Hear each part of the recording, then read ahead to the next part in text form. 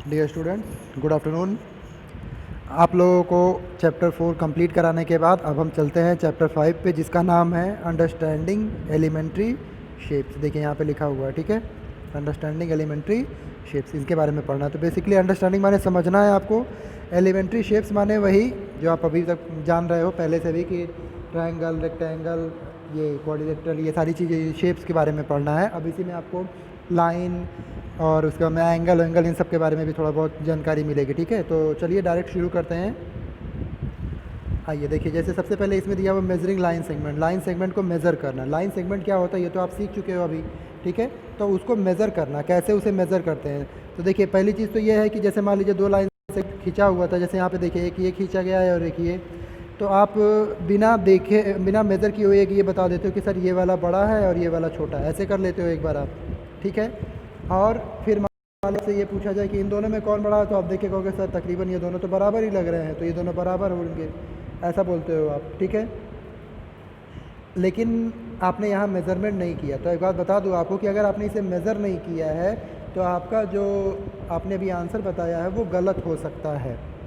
तो अब अगर मान लो गलत है तो फिर हम उसे मेज़र करके बताएंगे। तो मेज़र करने के लिए क्या करते हैं लोग, देखिए उसमें सेकंड थिंग है मेज़र करने के लिए ट्रेस करना। ट्रेस माने ड्रॉ करना। ड्रॉ करके जैसे ए बी एक ये लाइन ड्रॉ किया, सी डी एक ये लाइन ड्रॉ किया, इसे ड्रॉ करके कह सकते हैं कि ये बड़ा है या छोटा है, ठीक है।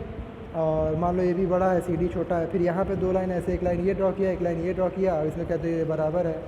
तो आपको बता दूँ कि ये दोनों बराबर नहीं होगा। इसमें भी प्रॉब्लम है ट्रेसिंग वाले में भी कि हम केवल अगर ड्रॉ करके बताना चाहते हैं तो उसमें थोड़ी दिक्कत हो सकती है, ठीक है। क्योंकि हो सकता है ड्रॉ करने में आपने पेंसिल थोड़ा सा आगे रख दिया या खींचते टाइम पे थोड़ा सा पीछे और आ गया, तो लाइन सेगमेंट की जो लेंथ है वो बढ़ या घट सकती है, ठीक है। तो ट्रेसिंग करके भी आप इजीली नहीं बता सकते हो कि दोनों लाइन सेगमेंट एक्चुअली में बराबर या पड़ी है, ठीक है। अगला हम कंपैरिजन रूलर और डिवाइडर का इस्तेमाल से भी बता सकते हैं। रूलर के इस्तेमाल, सबसे पहले रूलर का इस्तेमाल मतलब जो आप अभी तक करते आए हो। कैसे, आप कहते हो कि सर मान लीजिए यहाँ पे एक लाइन सेगमेंट हमारा दिया हुआ है, ये इस तरीके से, इसका नाम कुछ है ए और बी है। तो आप कहते हो, अगर मैं कहता हूँ कि इसे मान लो मेज़र करो, तो आप क्या करते हो, अपना स्केल लेते हो, स्केल को यहाँ पे ये जो ए वाला पॉइंट है, अपने स्केल का टॉप वाला पॉइंट जो है, जैसे ये वाला टॉप वाला पॉइंट, ये देखिए यही है ना स्केल का टॉप वाला पॉइंट, इसको उठा करके यहाँ ला के लगाते हो आप, ठीक है। और फिर लाइन सेगमेंट को आप मेज़र करके बताते हो कि यहाँ से यहाँ तक कितने पे आ रहा है, मान लो 5 सेंटीमीटर पे आ रहा है। तो आप कहते हो सर इसकी लाइन सेगमेंट 5 सेंटीमीटर है, ठीक है, मतलब इसकी लेंथ जो है 5 सेंटीमीटर। लेकिन एक बात बता दूँ मैं आपको, इसमें भी गलती हो सकती है। कैसे हो सकता है, आपका जो ये पॉइंट है आगे वाला, जो जीरो वाला पॉइंट होता है, वो आपने यहाँ बराबर से ना रखा हो, ठीक है। मतलब गलती हो सकती है, ज़रूरी नहीं है कि गलती हो, लेकिन होने के काफ़ी चांसेस होते हैं कि हाँ मतलब बराबर ना रखा हो, या आपने जो यहाँ पॉइंट लगाया ये काफ़ी थिक मोटा हो गया हो, ये वाला पॉइंट जो आगे ए पे पॉइंट है, मान लो ये इतना मोटा हो पॉइंट तकरीबन, मान लो, ठीक है। तो इसमें भी गलती हो सकती है कि ये जब पॉइंट मोटा होगा तो आप इसको आगे लगा दोगे तो एक आध सेंटीमीटर का फ़र्क आ जाएगा, एक आध मिलीमीटर का फ़र्क आ जाएगा, सेंटीमीटर का नहीं मिलीमीटर का फ़र्क आ सकता है, ठीक है। तो इसमें भी प्रॉब्लम है। तो बचा क्या जिससे हम एकदम एग्जैक्ट और सही आपका मेज़रमेंट कर सकते हैं, वो है डिवाइडर। यहाँ देखिए क्या लिखा हुआ है, डिवाइडर। डिवाइडर की हेल्प से, ये देखो डिवाइडर लिखा है ना, और ये है आपका डिवाइडर जो आपके कंपास वाले बॉक्स में रहता है, ज्योमेट्री बॉक्स में रहता है, जब आप ज्योमेट्री बॉक्स खरीदते हो तो, ठीक है, उसमें ये डिवाइडर होता है। शायद अब तक आपको इसका यूज़ भी ना पता हो, अब आप जान लीजिए। डिवाइडर का इस्तेमाल बेसिकली लाइन सेगमेंट को मेज़र करने के लिए किया जाता है कि दो लाइन सेगमेंट में से कौन सी लाइन बड़ी है या छोटी या बराबर है आपस में। तो आप करते क्या हो, अपना डिवाइडर का ये देखिए, डिवाइडर में एक पॉइंट ये है और एक पॉइंट ये है, यहाँ पे दो पॉइंट है ना। तो अपने डिवाइडर का एक पॉइंट उठा करके इस इनिशियल पॉइंट पे रखते हैं, जबकि दूसरा वाला पॉइंट उठा करके यहाँ रखते हैं, ठीक है। तो अब इस तरीके से एडजस्ट करते हैं कि पहला वाला पॉइंट इसके टॉप पे इसके बिगनिंग वाले पॉइंट पे आ जाए और दूसरा वाला इसके बिगनिंग पे आ जाए। अब अपने डिवाइडर को ऐसे ही उठा करके यहाँ साइड में आप रख दीजिए, यहाँ पे किनारे कहीं, ठीक है, अपने डिवाइडर को। और फिर दूसरा जो लाइन सेगमेंट खींचा गया है उसको भी तो मेज़र करना है। मेज़र करने का मतलब ये बताना है कौन बड़ा है कौन छोटा।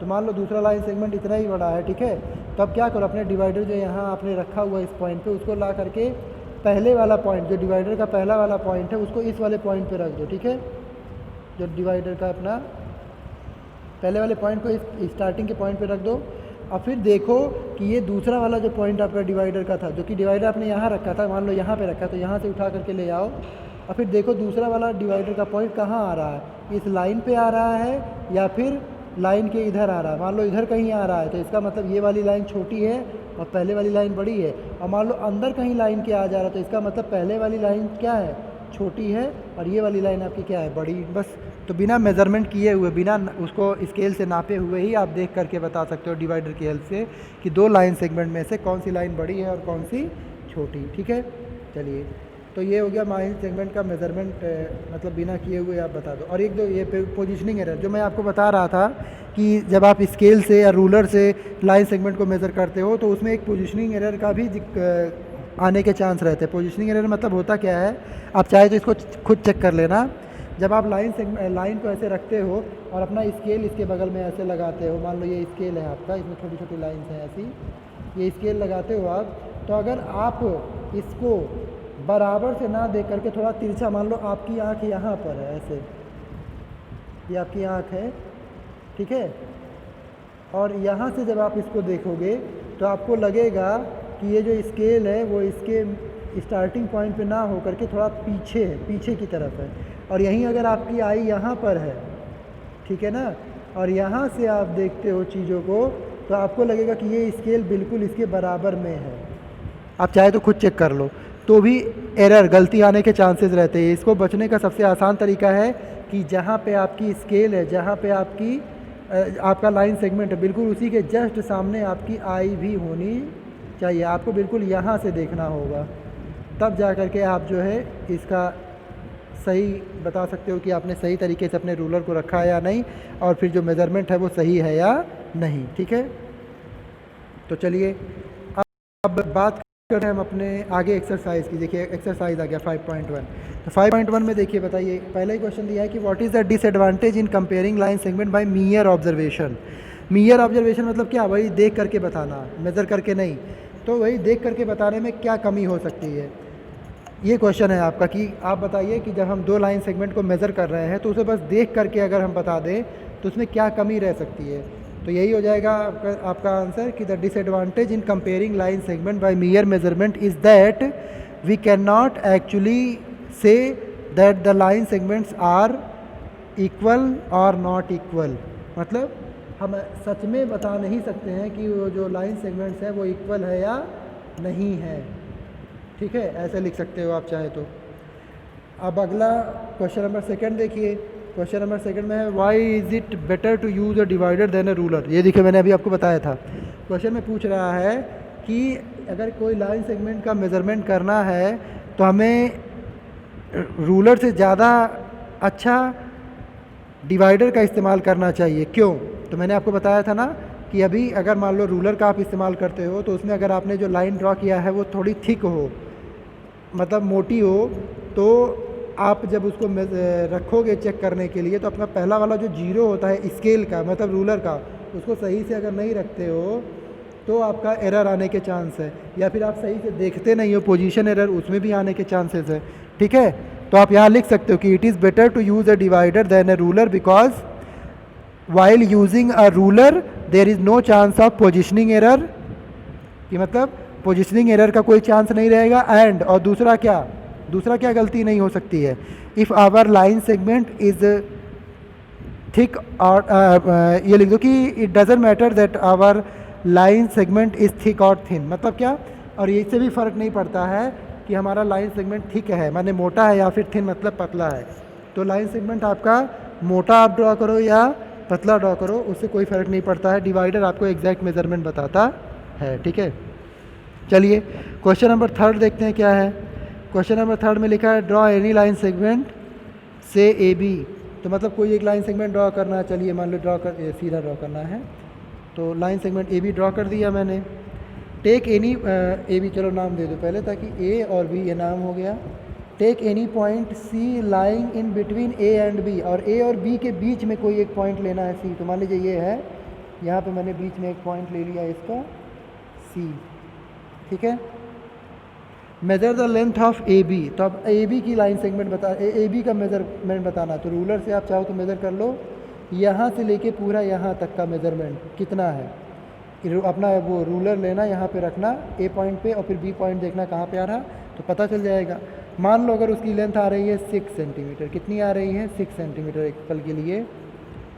अब ए बी तो मेज़र कर लिया आपने, फिर आपको बी सी और ए सी दोनों मेज़र करना। बी सी मतलब क्या, ये वाली लाइन सेगमेंट, ये वाली लाइन सेगमेंट बी से सी यहाँ भी मेज़र करनी है और ए से सी यहाँ भी मेज़र करना है, ठीक है।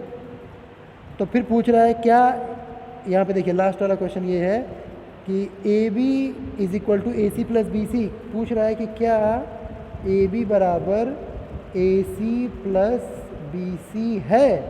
तो ये वाला तो अब आप खुद ड्रॉ करके चेक करके बताइएगा, मैं आंसर नहीं बताऊंगा कि ए बी बराबर, ए बी माने ये पूरी लाइन की लेंथ जो है वो इन दोनों के सम के बराबर है या नहीं, ये आप खुद ड्रॉ करके बताएंगे, ठीक है।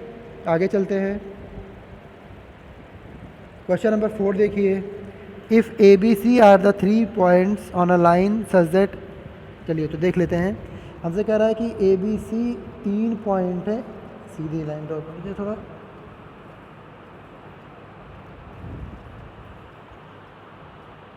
ए बी 5 है, बी सी 3 है, तो चलिए ए बी और सी, बी थोड़ा सा इधर ले लेते हैं यहाँ पे, बी और सी, क्योंकि ए बी जो है ये 5 सेंटीमीटर है और बी सी जो है ये 3 सेंटीमीटर है, ऐसे लाइन ड्रॉ करेंगे आप। फिर कह रहा है ए सी इज़ इक्वल टू 8 और ए सी जो है वो 8 होगा, तो जाहिर सी बात है ये 5 है और ये 3 है, इन दोनों को मिलाएंगे तो यहाँ से यहाँ तक क्या हो जाएगा, 8 सेंटीमीटर हो जाएगा आपका, ठीक है। तो ए सी 8 हो गया। Which one of them lies between the other two, तो आपको ये बताना है कि इन तीनों पॉइंट, 3 पॉइंट कौन कौन सा है आपका, 3 पॉइंट आपका है, एक पॉइंट है ए ये वाला पॉइंट, एक पॉइंट है बी जो कि यहाँ है और एक पॉइंट है सी जो कि यहाँ है। आपको बताना है इन तीनों में से कौन सा एक ऐसा पॉइंट है जो बाकी दो के बीच में आ रहा है। तो फिलहाल आप देखोगे तो आप कहोगे कि बी ही है ऐसा, लेकिन बी भी बीच में नहीं आ रहा है क्योंकि ये यहाँ से यहाँ तक 5 सेंटीमीटर है और यहाँ से यहाँ तक 3। तो इसका आंसर क्या होगा फिर, तो इसका आंसर ये हो जाएगा कि none of the point lies between other two, ऐसे लिख दीजिएगा, none of the points lies between other 2 points, मतलब कोई भी पॉइंट ऐसा नहीं है जो बाकी दो के बीच में आ रहा हो, ठीक है। चलिए क्वेश्चन नंबर 5, वेरीफाई करना है आपको, मतलब चेक करके बताना है क्या, कि whether D is the mid point of A G. अच्छा, ये एक लाइन सेगमेंट ए से जी तक जिया हुआ है और इसको देखना है कि क्या ये जो डी वाला पॉइंट है ये मिड में है, बीच में है या नहीं। तो इसको तो आप ही करेंगे, बड़ा सिंपल है, ये देख लीजिएगा कि डी के इधर कितना लाइन है और डी के इधर कितना लाइन है। अगर दोनों बराबर हैं, इधर वाला तो डी मिड में होगा, बस सिंपल सी बात है। अगला question number 6, if B is the mid point of A C and C is the mid point of B D, तो where A B C D lies on a straight line, तो say why A B is equal to C D. चलिए ठीक है, बहुत simple है, ये देखिए कैसे करना है। हमसे कह रहा है कि B is the mid point of A C, मतलब एक लाइन सेगमेंट है ए सी और इसका मिड पॉइंट है क्या, बी। यहाँ पे देख लीजिए, कलर बदल दे रहा हूँ, इसका मिड पॉइंट यहाँ पर है, इसका नाम है बी। अब फिर क्या कह रहा है आपसे कि and C is the mid point of B D, और ये जो सी है ना, ये वाला पॉइंट यहाँ पर जो पॉइंट लगा ये वाला, ये सी भी एक्चुअली में मिड पॉइंट है किसका, बी डी का। तो बी तो यहाँ पर है आपका, डी कहाँ, मतलब यहाँ से एक और लाइन आपको ऐसे ड्रॉ करनी पड़ेगी ऐसे, जो कि ये और ये बराबर होना चाहिए और इसको मान लेंगे हम डी, तभी तो डी मिड में आएगा, ठीक है। तो चलिए आपका अब हो गया, और इसमें देखिए ये चारों लाइन जो आपके पॉइंट्स है एक लाइन पे हैं, एक ही लाइन पे है ना, इसमें कह रहा था कि चारों जो लाइन है पॉइंट्स वो एक लाइन पे होने चाहिए, तो एक लाइन पे है हमारे, ठीक है। तो अब हमसे कह रहा है कि say why A B is equal to C D, हमको बताना है ये क्यों ए बी मतलब ये वाली लाइन सेगमेंट जो है वो सी डी के इक्वल होगी, क्यों होगी। तो बहुत सिंपल सी बात है भाई, यहाँ पे देखो क्या दिया गया, A B is equal to B C है, क्यों, क्योंकि यहाँ पे B जो है वो क्या है, मिड पॉइंट, क्योंकि B जो है B is mid point of A C माने यहाँ से लेके यहाँ तक का मिड पॉइंट है ना बी, तो जब बी मिड पॉइंट है तो ए बी और बी सी बराबर होंगे।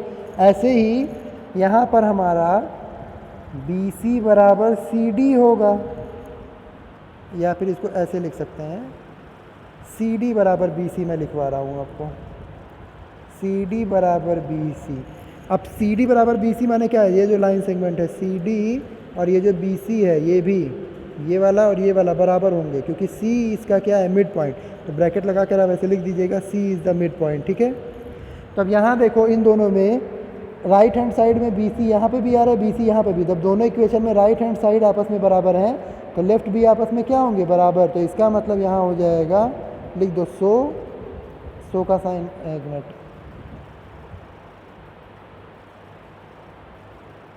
100 का साइन ऐसे लगा करके लिख दो 100, इसको मान लेना इक्वेशन फर्स्ट, ठीक है, और इसको मान लेना इक्वेशन सेकंड, तो ऐसे लिखना 100 फ्रॉम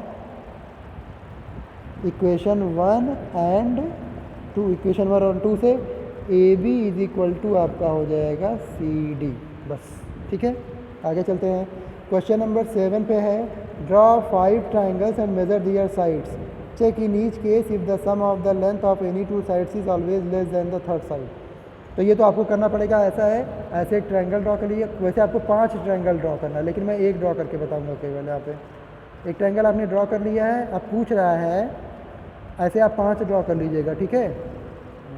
तो इसमें एक में मैं बता दूँ, पूछ रहा है कि 2 लाइन सेगमेंट का लेंथ, मतलब एक लाइन सेगमेंट है और एक लाइन सेगमेंट है, मान लो नाम दे दूँ मैं ए बी बी सी और सी, ए बी सी तीनों का लाइन दे दिया, नाम दे दिया है। तो आपसे कह रहा है कि ए बी और ए सी, मान लो ये वाला लाइन, इन दोनों को नाप करके बताइए कितना आ रहा है। तो आप ड्रॉ कर लीजिएगा और नाप लीजिएगा, कुछ वैल्यू आएगी इनकी, और फिर पूछ रहा है कि बताना है कि क्या ये दोनों की जो लेंथ है वो कम है तीसरे वाले, तीसरी माने बी सी से, तो ये तो पॉसिबल ही नहीं हो सकता कि ये दोनों की लेंथ जो है वो तीसरे वाले से कम हो। अब आप चाहे तो खुद चेक करके ड्रॉ करके देखिएगा, ठीक है ना, वैसे होगा नहीं है, तो ये हो जाएगा नॉट पॉसिबल, ठीक है। 2 साइड का सम ट्रायंगल में तीसरे वाले साइड से हमेशा बड़ा होता है, ठीक है। चलिए अब आगे चलते हैं, अगला जो है हमारा टॉपिक वो है एंगल्स के बारे में पढ़ना है आपको। देखिए एंगल्स में मैंने आपको बताया होगा कि एंगल कब बनते हैं, जब 2 लाइन सेगमेंट ऐसे मिलते हैं किसी एक पॉइंट पे, यहाँ मान लो एक पॉइंट पे मिले हैं, तो इन दोनों लाइन सेगमेंट के बीच में क्या बनता है एंगल। अब ये 20 हो या 30 हो या 60 हो, कुछ भी हो सकता है, और एंगल को रिप्रेजेंट करता है, जैसे 20 लिखा है ना आपने यहाँ पे, तो ऊपर एक छोटा सा डॉट लगा देते हैं, इस डॉट को बोलते हैं डिग्री। क्या बोलते हैं, डिग्री। जैसे लाइन, ऐसे लाइन है तो इसको मेज़र करके आप कहते हो 5 मीटर है ना, या 5 सेंटीमीटर है, तो वैसे ही जब एंगल को मेज़र करते हैं तो 20 लिखने के बाद ऊपर ऐसे डॉट लगा देते हो, इसको बोलते हैं डिग्री, मतलब डिग्री में ही मेज़र करते हैं एंगल को, डिग्री एंगल का यूनिट है, ठीक है, ये कह सकते हो। तो चलिए अब एंगल में आपको राइट एंगल पढ़ना है, तो राइट एंगल क्या है, बड़ा सिंपल सा है, आपको पता होगा राइट एंगल जब 2 एंगल के बीच में 90 डिग्री, मतलब 2 साइड के बीच में 90 डिग्री का एंगल बने तो इसे बोलते हैं राइट एंगल। और यही अगर 2 साइड, मान लो एक साइड ये है और एक साइड ये, और ये दोनों आपस में यहाँ मिल रहे हैं, तो इनके बीच में कितना एंगल बनेगा, यहाँ से यहाँ तक पूरा ये बनेगा 180 डिग्री। तो इसी 180 डिग्री को, 180 को बोलते हैं स्ट्रेट एंगल,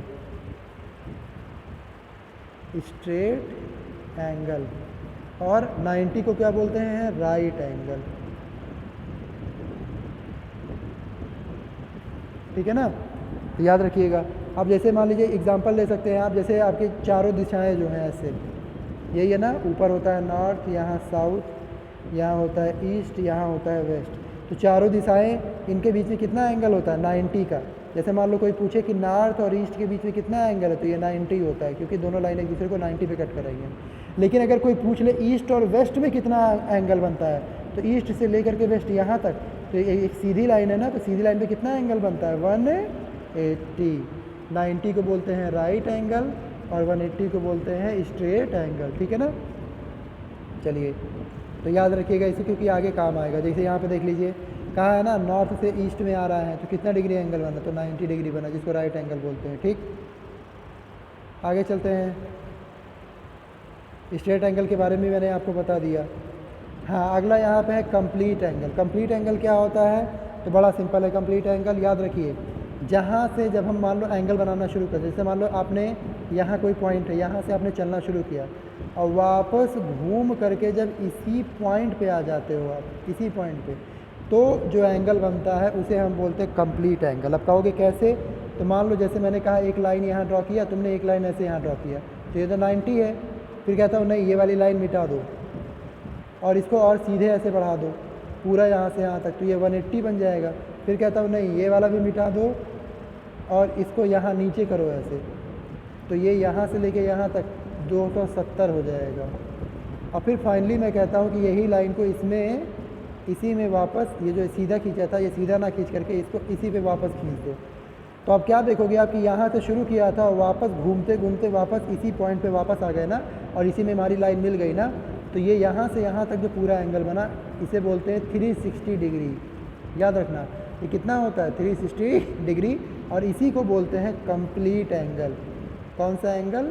कंप्लीट एंगल। ठीक है, याद रखिएगा। अब कंप्लीट एंगल क्या होता है? जैसे मान लो घड़ी है, घड़ी की सुई जब होती है आपकी, जैसे ये मान लो घड़ी की सुई 12 पर है ना अभी ये, और फिर वापस ये घूमते घूमते वापस फिर कहाँ आ जाए? 12 पे आ जाए जब वापस अगेन, तो हम कहोगे इसने कंप्लीट एंगल किया है कवर। क्या कहोगे? इसने कंप्लीट एंगल बनाया है। या फिर मान लो कोई डिग्री में पूछे तो आप कह दोगे 360 डिग्री कवर किया है। कितना डिग्री? 360, 360 डिग्री। ठीक है, अब यहाँ देखो बता करके समझाया भी गया। देखो जैसे 12 से 6 क्या दिया हुआ? 12 से 6, मैंने 12 पे घड़ी थी आपकी सुई, और फिर ऐसे घूमते घूमते घूमते घूमते घूमते यहाँ 6 पर आ गई, तो इन दोनों के बीच में एक स्ट्रेट लाइन है ना, तो जब 12 से 6 पे आएगी तो कितना एंगल बनेगा? 180 डिग्री बन जाएगा। अब ऐसे ही मान लो 6 से कहाँ जा रही है? अभी 6 पर है और 6 से 9 पे गई, तो ऐसे घूमते घूमते जाएगी धीरे धीरे। इसके बीच में कितना एंगल है? 90 एंगल है, तो ये कौन सा एंगल हो जाएगा? राइट एंगल हो जाएगा। ठीक है ना। ऐसे यहाँ पे देखो 3/4 ऑफ रिवोल्यूशन। 3/4 का क्या मतलब होता है? 3/4 का मतलब होता है, जैसे यहाँ देखो ये, एक मिनट इसको मिटा देता हूँ पूरा ताकि आपको आसानी से समझ में आ जाए। ठीक है, जैसे मान लो आपके पास ये सर्कल है, ठीक है, और सर्कल में इसको 4 पार्ट में आपने डिवाइड कर दिया। यहाँ ये 1 2 3 4, तो देखो यहाँ से ले करके यहाँ तक जब आते हो तो एक रिवोल्यूशन, हाँ ये होता है आपका 90 डिग्री होता है, और ये होता है 1/4 रिवोल्यूशन। रिवोल्यूशन माने एक चक्कर पूरा, तो ये पूरे एक चक्कर का 1/4 है। मान लो यहाँ से यहाँ तक अगर आप आ जाते हो पूरा, तो ये 1/2 ऑफ रिवोल्यूशन है। रिवोल्यूशन माने एक चक्कर का यहाँ से यहाँ तक पूरा आधा है ना भाई, ये आधा हो गया।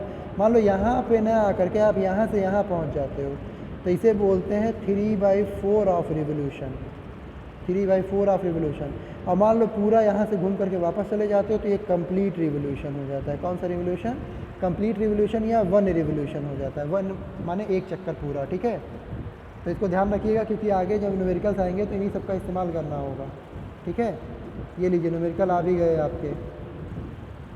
ठीक, हालांकि 7 न्यूमेरिकल्स है तो मैं कुछ बता देता हूँ, कल बाकी कुछ और बता दूँगा कल, क्योंकि ऐसे वीडियो लंबा हो जा रहा है काफ़ी ना। चलिए, तो इसमें पहला ही क्वेश्चन देख लीजिए, आपका दिया हुआ है what fraction of a clock wise revolution does the our end of a clock turn through when it goes from. मतलब क्या? वही जो मैंने आपको घड़ी वाला एग्जांपल दिया था अभी, वही वाला लेना। जैसे मान लो आपके पास ये एक घड़ी है, ठीक है, यहाँ पे लिखा हुआ है 12, ये 3, ये 6 और ये 9। ऐसे बीच के नंबर आप जान ही रहे होंगे। ठीक है, लिख लीजिएगा बीच बीच में। अब इसमें कह रहा है कि आपकी घड़ी की जो सुई है, कौन सी सुई? आवर एंड, जो कि 9 पे नहीं 3 है ना, 3 पे, 3 के सामने है, और 3 से ये घूमती घूमती घूमती घूमती कहाँ पहुँच जा रही है? 9 पे पहुँच जा रही है। कहाँ पहुँच जा रही है? 9 पे। तो आपसे पूछ रहा है what fraction of clockwise revolution, revolution का कितना फ्रैक्शन। वैसे तो अगर मैं पूछूँ आपसे कितना रिवोल्यूशन किया तो आप कह दोगे सर आधा किया है, क्योंकि 3 से वापस घूम के अगर 3 पे आ जाते तो पूरा होता, लेकिन ऐसा नहीं है। 3 से केवल 9 पर है तो ये आधा है, 180 वाला डिग्री वाला है ना। लेकिन आपको ये नहीं बताना कितना डिग्री रिवोल्यूट किया है, उसने बताना कितना फ्रैक्शन। तो मैं बता दूं आपको ये पता होना चाहिए कि पहले ये कितना डिग्री है। तो ये कितना डिग्री है? 180 डिग्री है, तो 180 डिग्री आप लिख दोगे ऊपर अपॉन नीचे आप क्या लिखोगे, नीचे लिखोगे 360 डिग्री। अब कहोगे 360 डिग्री कहाँ से आ गया, वो इसलिए आ गया क्योंकि ये कंप्लीट रिवोल्यूशन से तुलना करने को कह रहा है माने कंप्लीट रिवोल्यूशन यहाँ से यहाँ तक पूरा 360 डिग्री होता है। तो 360 डिग्री का कितना हिस्सा, तो 360 नीचे हो जाएगा और 360 में से कितना लेना है, 180 ऊपर। तो बस इसी को सॉल्व कर लो, 0 0 कट गया, 18 बन जाए 18, 18 2 जा 36, 1/2 रिवोल्यूशन क्या हो जाएगा, 1/2 रिवोल्यूशन, मतलब आधा रिवोल्यूशन बस। ठीक है ना। तो 3 से 9 का मैंने बता दिया, बाकी आप सारा करिएगा अपना। ठीक है। और क्वेश्चन नंबर सेकंड देखते हैं। क्वेश्चन नंबर सेकंड भी इसी का जस्ट उल्टा है। Where will the hand of a clock stop if start from 12 and make half revolution. मतलब जैसे क्लॉक है आपका, इसमें यहाँ पे 12 है, ये 6 है, ये 3 है और ये 9 है। आपसे पहला वाला क्वेश्चन देखिए क्या कह रहा है कि एक आवर एंड जो है वो 12 पे है। ठीक है। तो 12 से चलना शुरू करता है वो और हाफ रिवोल्यूशन लेता है। हाफ माने क्या, आधा। तो आपको पता आधा रिवोल्यूशन सीधी लाइन होती है, तो यहाँ से लेके यहाँ तक आ जाएगा। अब ये सीधी लाइन के सामने कौन सा नंबर पड़ रहा है, ये क्या है, 6 है। तो यहाँ पे क्या हो जाएगा, 6 आंसर हो जाएगा। बस 6 ओ क्लॉक लिख देंगे, मतलब 6 बज रहे हैं। ठीक है।